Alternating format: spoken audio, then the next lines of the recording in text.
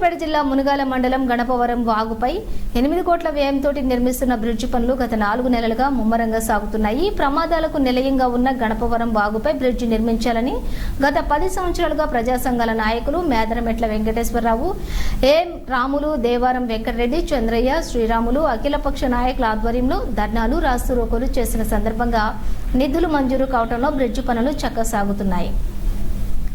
ఈ బ్రిడ్జి ప్రమాదాలు తొలగిపోనున్నాయని, హుజూర్ నగర్ కోదాడ నియోజకవర్గం కలిపే రహదారి దూరం తగ్గుతుందని, ఈ రోడ్డుపై గరడేపల్లి, మునగాల, పెన్పహాడ్, చిలుకూరు మండలాల ప్రజలు కూడా నిత్యం ప్రయాణాలు చేస్తూ ఉంటారు. ఇప్పటికైనా సంబంధిత అధికారులు పర్యవేక్షించి నాణ్యతా ప్రమాణాలు పాటించే విధంగా నిర్మాణాలు, పనులు పూర్తి చేయాలని మండల ప్రజలు, ప్రజాప్రతినిధులు కోరుతున్నారు.